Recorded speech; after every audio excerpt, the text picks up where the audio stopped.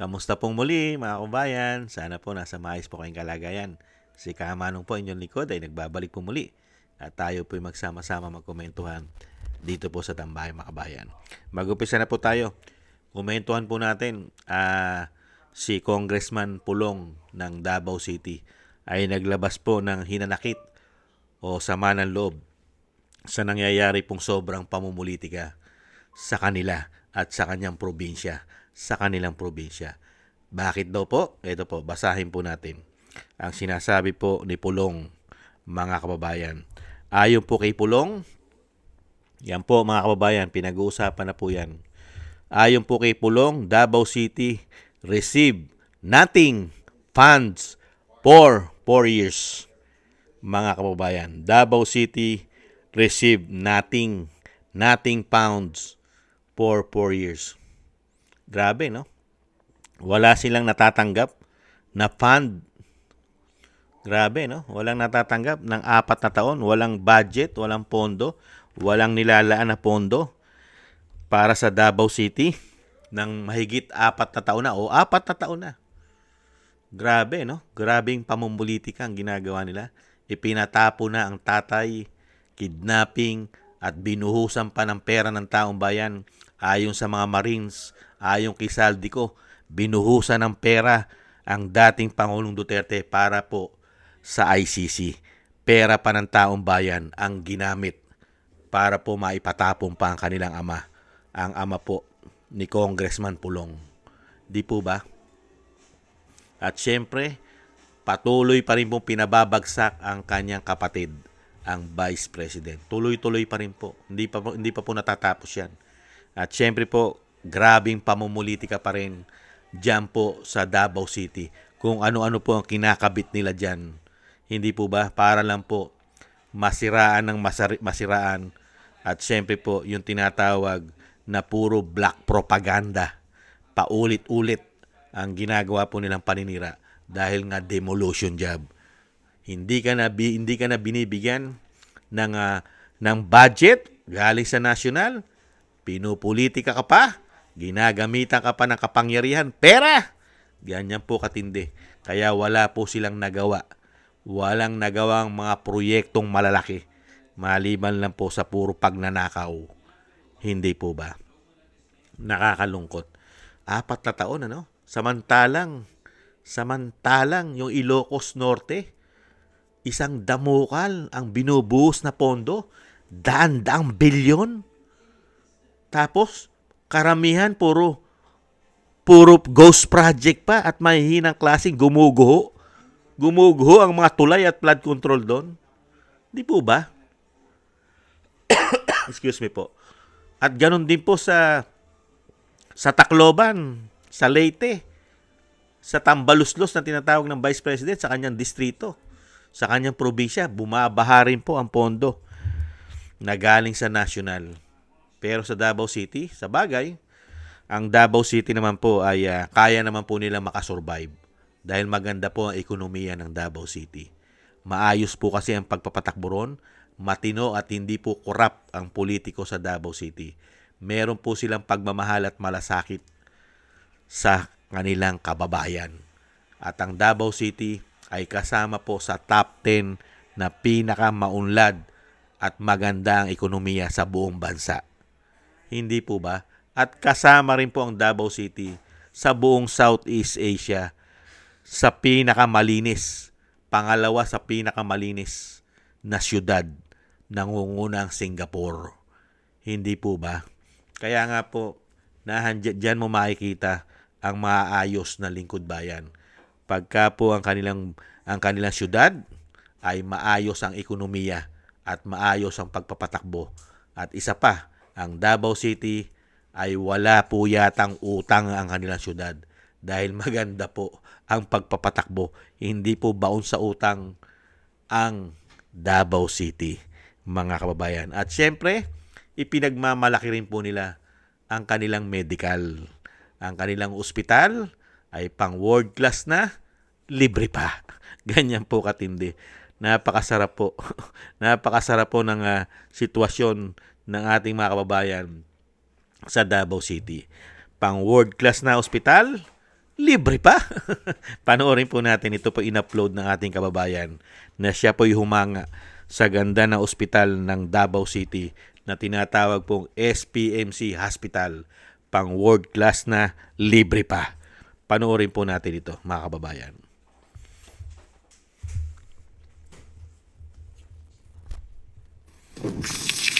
Eto ha, alam niyo ba mga kababayan, napahanga talaga ako dito sa SPMC sa Davao City, no? Eto yung Southern Philippines Medical Center. Grabe ha, public hospital lang yan. Pero kung makikita mo, para siyang school university. Malinis yan, moderno, at napakalawak ng compound. Yung mga building nila, para mga private hospital yan. Nasa labas tayo niyan, kaya sobrang init. Pero hindi mo siya masyadong nararamdaman kasi nga may mga puno, no, at mga halaman. So, andyan yan yung information center. Kung meron kayong itatanong at hindi familiar sa lugar, information center, handang sumagot. No? Yung compound nila ha, dinaig pa yung private hospital. Yung building na yan, Cancer Institute yan. Kompleto sila sa pasilidad ha. Meron din silang Children Institute, may Institute for Women and Newborn, meron din silang Orthopedic Rehab, Wow, meron din ganda. silang Institute of Psychiatry Behavioral Medicine para sa mental health services. May Heart Institute sila at Kidney Transplant Center. Hindi maging imposible ha, maging world-class ang mga public hospital natin. Lalo na yung mga namumuno ay may malasakit, no? At libre pa, ha, di ba? Dito naman sa Children Cancer Institute ha, dito naglalagi si Tatay Digong, no? Yun yung mga pictures, no? Na pag bumibisita dyan, si Tatay Digong, andyan sa mga bata, una niyang pinupuntahan. Walang bayad ang pa-hospital dito, ha? Eto ha, alam niyo ba mga kababayan, napahanga talaga Grabe, ako no? dito sa SPMC sa Libre. Davao City, no? Eto yung Southern Philippines Medical Center. Southern Philippines Medical Center, grabe, no? Yung SPMC, ibang klase po. Libre! Talagang nakikita mo yung serbisyo na maayos, may malasakit na, may tapang pa. At maayos na maayos pong serbisyo. Biri mo, kung sa Davao City, libre ang ospital, pang world class pa, kay ganda-ganda, bakit hindi po nagagawa sa buong Pilipinas? Pare-parehas naman po may politiko. Bawat syudad, bawat probinsya. Hindi po ba? Katulad sa Luzon, bumubuhos po ang pondo, pera sa Luzon. Pero mabibilang mo lang ang magagandang ospital na libre. Libre. Puro bulok ang ospital karamihan. Bakit po? Ibang-iba po ang leader, ano? Doon mo makikita ang tunay at tamang leader at maayos na leader. Hindi korap. Hindi korap. Hindi katulad sa ibang mga siyudad natin, probinsya. Pagka hindi maayos ang sistema, alam mo na. Alam mo na sila ay korap. Dahil walang improvement, walang pagbabago ang kanilang siyudad, ang kanilang probinsya, ang kanilang mga distrito. Hindi po ba? Partida pa yan. Partida pa po yan, mga kababayan. Ganyang kaganda ang pasilidad, ang kanilang medical center, ang kanilang ospital sa Davao. Libre. Lahat na po ng klase na meron tayong sakit ay kumpleto na po doon sa kanilang ospital at libre. At alam naman po natin na maayos din po ang transportation sa kanila. Malinis ang lugar. Di po ba? Dahil nga kasama po yan sa pinakamalinis na syudad, ang Davao City.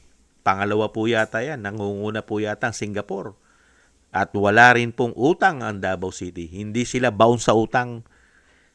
Hindi po katulad ngayon. Binabaon po ang bansa sa utang na walang improvement ang bansa.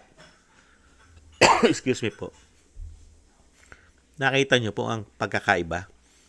Busog na busog sa pondo sila. 4 na taon hindi binigyan ng pondo. Pero lahat po ng kaalyado niya binigyan ng pondo. Ngayon ay nagsasakripisyo dahil nga po walang pinatunguhan ang bilyong-bilyong pondo na nakuha nilang lahat. Naging ghost project pa. At ang mga Pilipino ay lumalangoy sa baha. Ganyan po kawawalang ya ang mga tao na yan. Huwag ka mag-alala, Congressman Pulong. Mabilis lang naman po ang panahon. Ang panahon po ay lumilipas at ang mga tao na yan na grabing mamulitika. Hindi na po inisip ang taong bayan. Puro pamumulitika. Dahil nga po, kung mawawala po sila sa kapangyarihan, yung dinanas po ni Tatay Digong na grabing pamumulitika at ginamitan pa ng pera ng taong bayan, mapupunta rin po yan. Mababagansya rin po sila. Ang pinakamasakit, makukulong sila nang hindi ginamitan ng pera ng taong bayan. Dahil totoo ang ginawa nilang kawalangyaan. Hindi lang kay dating Pangulong Duterte, sa mahigit 100 milyong Pilipino na niwalangya at tinarantado nila, ninakawan pa. Hindi po ba? Kaya tis-tis lang po, Congressman Pulong, at talagang grabe po ang ginawang pamumulitika sa inyo. Ingat-ingat po dahil patuloy pa rin po kayong pinababagsak nila. Tuloy-tuloy po at talagang inuubos po ang pera ng taong bayan para lang po pabagsakin ang inyong pamilya. Hindi po ba? Ingat-ingat po kayo. Excuse me po. Maraming salamat po sa mga naagusto po na ating Tambayang Makabayan sa YouTube at TikTok. At ganoon din po sa ating mga subscribers, sa mga nagko-comment, like, share, and subscribe. At patuloy po nagsusubscribe. Thank you po sa inyo. Shoutout po sa inyo lahat mga kababayan. Mabuhay po kayo. At thank you rin po sa mga nagbibigay po ng tulong at biyaya. Shoutout po kay Eric Hershio from Canada, kay Baby Roman at Ate Isa ng Cagayan, Jem Aris from United Arab Emirates, Ani Jo, kay Norma Garcia, Mary Natividad Brigden from Netherlands, Gayat Siena, Tatay Nick from Toronto, Canada, Nancy Lumampaw, Balance Vision TV, Jesus Valdepena, Rolando Guerrero, Mila Yi, Felipe Shapno from Texas, USA, Rolando Timbol from Alberta, Canada, Ma'am LB Shermani from North Miami, Florida, Melchorita Espinosa from Orlando, Florida, USA, Arthur Estraniero from USA, Randy Crispino from Pasig, Mika Ligaspi at Tessie Mantilla from Kuwait, Frank Zamora from California, USA, at Romulo Divinagracia from Bacolod City. Shoutout po sa inyo lahat at ingat-ingat po kayo sa inyo pumapagawa at God bless po sa inyo lahat. Tiis-tiis lang po tayo mga kababayan at ingat-ingat po tayo. Bye-bye!